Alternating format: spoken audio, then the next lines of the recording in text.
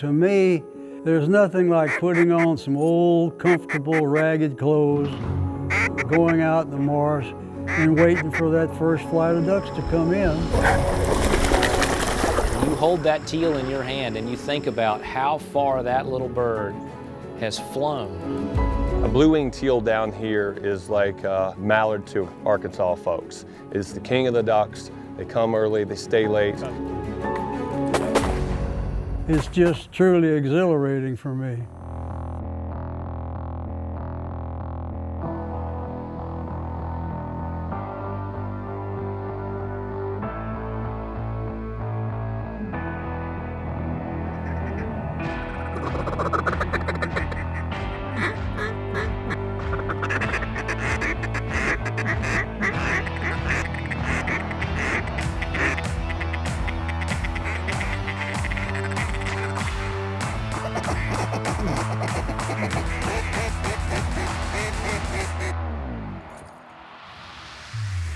Get 'em.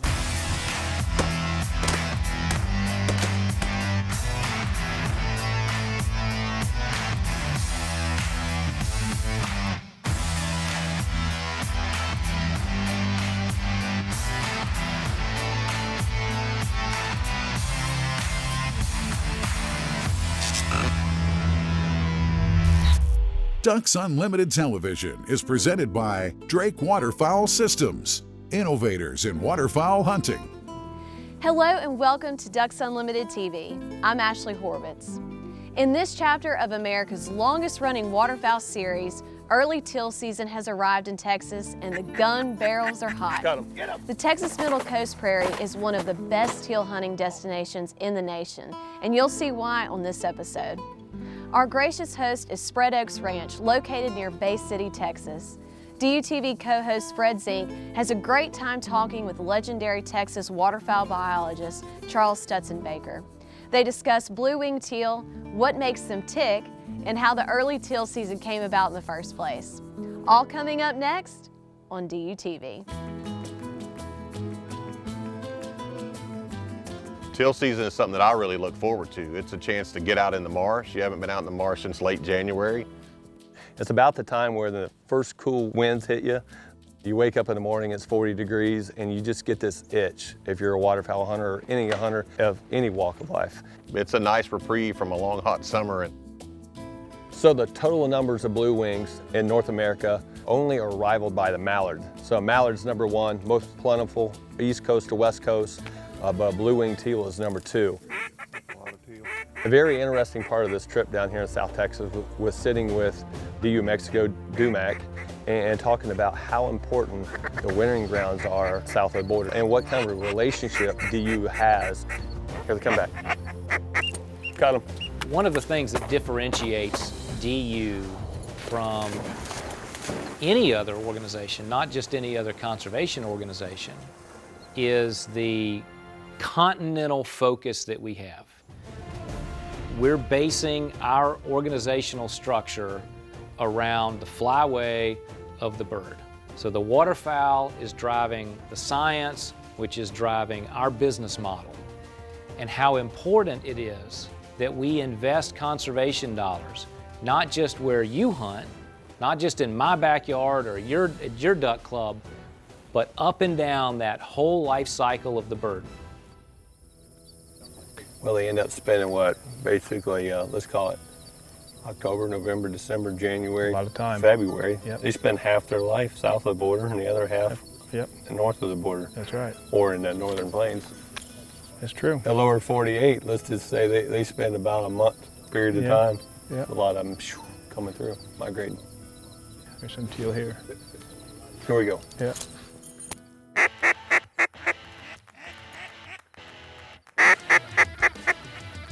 A lot of the ducks that we hunt right here in the United States, they winter in Mexico. Over 80% of all blue-winged teal winter in Mexico. Over 80% of all redheads winter in Mexico. And that's just in the Gulf of Mexico. We're not even talking about the highlands or the Pacific coast. 30% of all Pacific flyway pintails winter on the Pacific coast of Mexico. How many percent? 30%. For the Pacific pintails? Yeah, in the Baja Peninsula. Oh yeah. Yeah. Wow. Black Brant, like 80% of them all get in that. Yep. So if you think about the importance of wintering habitat, Mexico is the play there. A lot of these mangroves are under attack though. Communities are seeing value in producing shrimp farms and salt mines and everything else. One thing DUMAC has done is, we have shown that you can restore these mangrove habitats by making sure the salinity is brought back to proper levels. That is necessary for the seagrasses that redheads and canvasback and pintails and widgeons feed on in winter in the Laguna Madre. And we've identified, I think the last count was 28 very important key wetland areas to concentrate our efforts on so that we can have the biggest bang, for our buck on the waterfowl that we send back to the breeding ground every year. Ducks Unlimited Television is presented by Drake Waterfowl Systems, innovators in waterfowl hunting. Mossy Oak Shadow Grass Habitat, the official camo of Ducks Unlimited. Browning Firearms, the best there is. Native Nurseries, hand-selected, hand-grown plants for wildlife. Higdon Outdoors, quality, customer service, innovation, that's Higdon. Mossy Oak Properties, America's land specialist. And Ducks Unlimited celebrates 15 million acres conserved.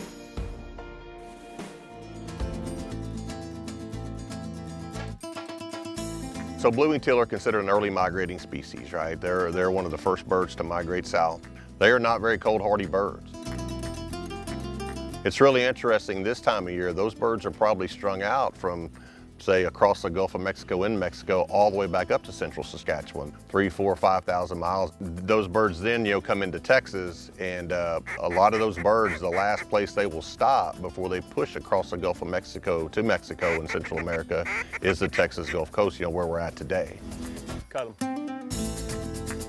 So with the introduction of early teal season comes an explosion of habitat. And what I mean by habitat is hunters are the conservationists of this world, especially right here in North America. And with teal season coming, a lot of people started managing for teal. It's a brief hunting season, right? It's a 16-day hunting season. So, if you're a landowner, you have this, well, do I put a lot of effort into managing for blue-winged teal when they're only going to be here a brief period of time? And here they come. if individuals put water on specifically for teal, that water's probably gone by mid to late October. Here they go. They've got to repump and reflood, and all that's added cost. The hunt clubs or private landowners or hunt clubs or even some of the WMAs, they might flood some units early to provide some habitat for teal and provide some hunting opportunity, and flood the rest of their units later. Got them. Get them. For providing some overwintering habitat for other duck species. That's pretty good. That's good. That was a good one. Yeah. You ran her dry, I see. Yeah, huh? of course. I couldn't get any shooting off beforehand. She's pretty good for a PA, boy. Yeah. The best are in PA.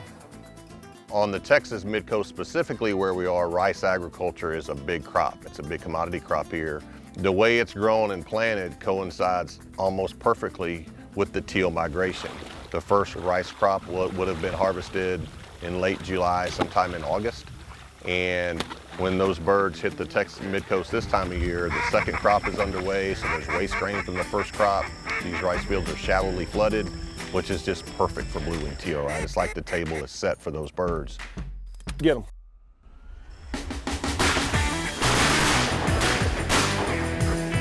Teal season's always been the bell ringer. That early goose season teal hunting, but this is a traditional thing here. Well, certainly in the South, this is the beginning of everyone's favorite season, and with Canada closed and a lot of the northern stuff disrupted, this little glimpse into normalcy is going to make everybody feel so much better. It seems like everybody we've talked to, the teal season this year has just been incredible. It's been a great numbers year. have been terrific. Louisiana's numbers have been great. Texas numbers have been great. It's good to see. That's what happens when you have the right weather conditions and you have all the habitat that you guys have been able to create both north and south of the border. Well, that habitat is essential. It's essential in Canada where they're nesting and where they're born, and it's essential here in places like the Gulf Coast of Texas and then all the way to Mexico. We talked about that. When you send those birds back north, their health has a lot to do with their success in the spring, Sure. And you just can't say, hey, the most important part is the north, because it's actually every step along the flyaway even across the border into Mexico. Well, and that's why the continental approach to Ducks Unlimited really makes us unique and makes it special, because it's covering the whole flyway, the whole life cycle of that bird. And the work that DU Mexico does is just so important to making sure that we have birds here in the United States. Yeah, these teal are covering three countries pretty quick, a lot of them. Canada, U.S., and Mexico in a matter of weeks. And they're not stopping to look at their passport. They are, yeah. they are trucking south.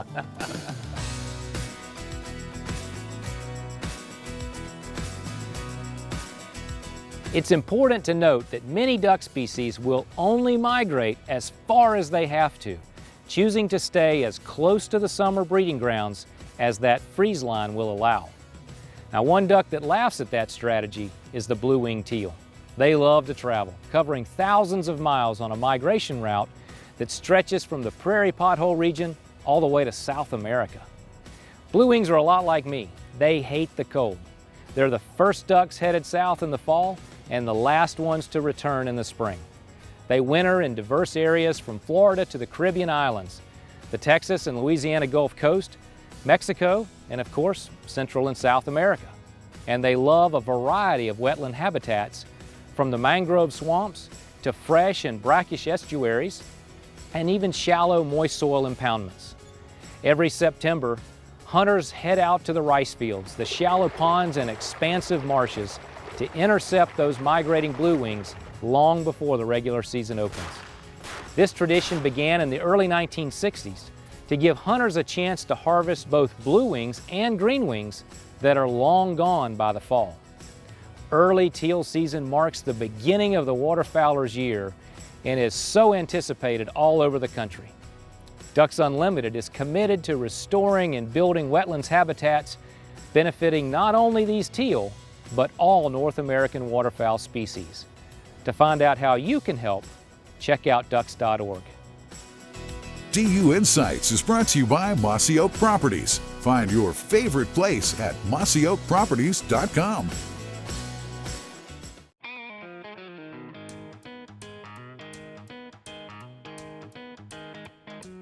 So teal hunting has become such a unique sport, unique time of year, a lot of people getting after it. But what I learned here on this trip is how important it is to Texas and Texas duck hunters. I was looking recently at some of the hunt records from one of the local management areas where I've hunted for a long time. And in the last 4 or 5 years, blue-winged teal have been the #1 bird in their regular season harvest, probably making up 40% or better of the birds that are harvested during regular duck season. And you know, you flip that script back 15 years ago and they were maybe 20%. We had the opportunity to meet Charles Stutzenbaker, and he was very instrumental, one of 3 actually, that did the legislation, started paperwork in order to get the special season started. The first year was only a 3-day season. I was actually recruited to do waterfowl work by the college, and I found myself as a member of the Central Flyway Technical Committee.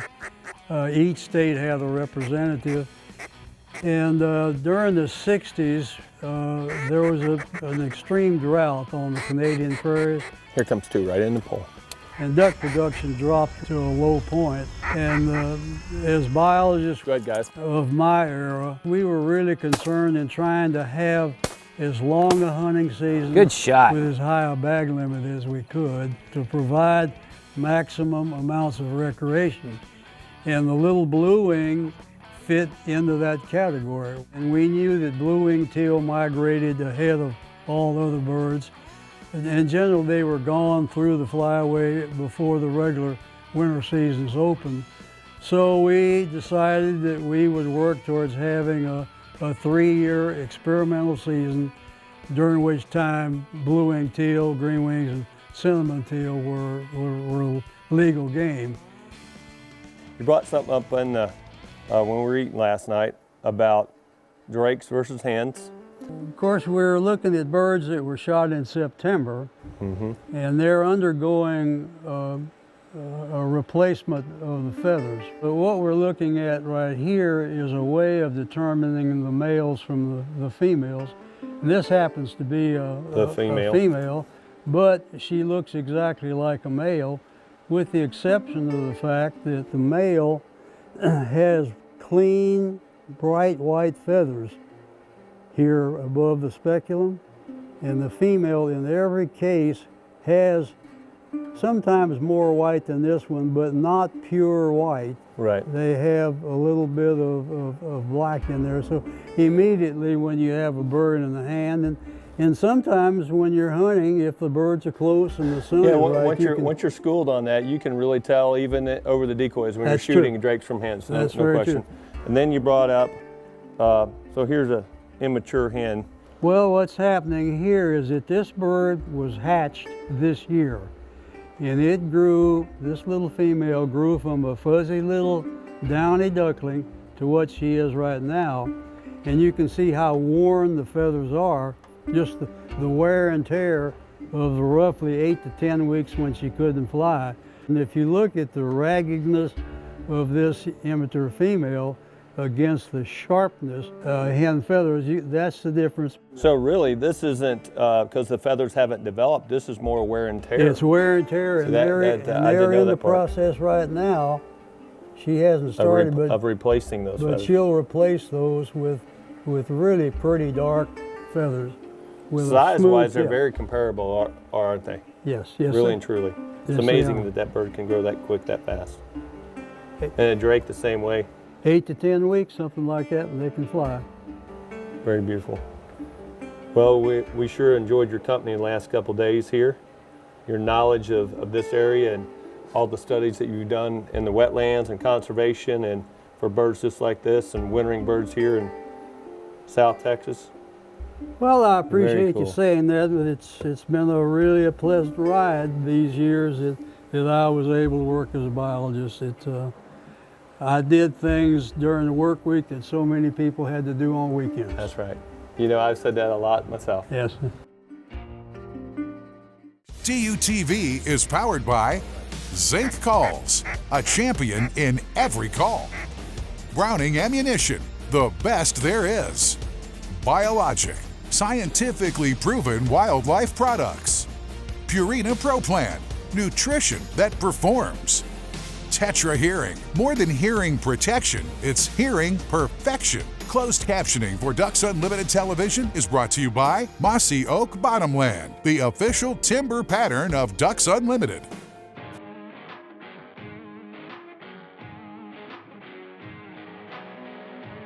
Hi, I'm Fred Zink with Zink Calls. I want to talk to you about a single reed duck call or even a double reed duck call, all duck calls, even goose calls, this applies.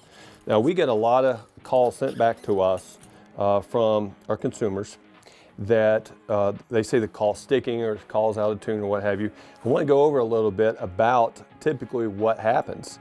Now when you take a single reed, this is a single reed, nothing but green duck call, I just pop that reed right out. Now understand, now this is the most important part, understand that the reed has a curvature to it. See when I flex it, it always flexes one direction. It will never flex the opposite direction because mylar has a natural curvature that comes up like this, okay? So when you take your call apart, when you go to assemble, reassemble, make sure the curve is up, just like a snowshoe, okay? So when you stick that reed back in there, make sure the reed is up. You have your wedge or your cork seated tightly, and you're off and running again. Now that curve of the reed is always going to be up. Very, very important. I hope that helps. For more information on Zinc Calls, check us out online at zincalls.com. Duck Talk with Fred Zink, powered by Zinc Calls, a champion in every call. The blue-winged teal is one of my favorite ducks, and now working for Ducks Unlimited to Mexico and knowing how the blue-winged teal really rely on the habitat. So the work in Mexico really has a broader dimension beyond just wetlands and waterfowl conservation. Through the Reserva program, DU Mexico is training the leadership of conservation organizations across Latin America. We take 16 professionals and we have a 62-day long program where we concentrate on wetlands and mangrove restoration that they can take back to their countries, utilize there, and actually they train people at their locality, and it exponentially touches the number of people that we train.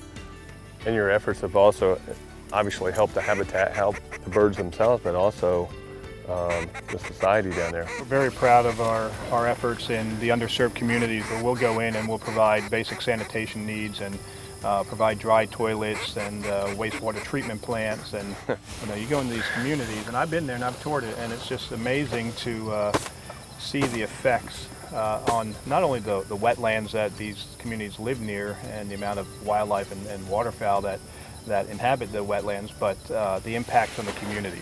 Seeing is believing, I can say that. We hire local people and put them to work. It fosters the economy, and it also makes them very proud of what they've done, and there's pride and ownership. And you don't get that out of a backhoe, you get that out of people with a shovel and buckets. We have testimonials from local officials and mayors and doctors that have seen a significant improvement in children's digestive health because of our effort. We're improving communities and families' lives by our work down there as well. So the DU-Mexico relationship, it'll make the hair stand up on the back of your neck as you learn more about just how much we're transforming these rural communities by the work that we're doing as a bunch of duck hunters. I think you'll agree that the Texas Coastal Prairie is a top waterfowl hunting destination and more. Special thanks to Mr. Charles Stutzenbaker for sharing his time and expertise with DUTV. His efforts helping Texas waterfowl thrive and survive are truly the stuff of a legend. DU's work with Texas and Mexico continues in earnest. Together with your help, we know with hard work these vital waterfowl and wildlife habitats will be restored and conserved. Thanks for joining us, and see you next week on DUTV.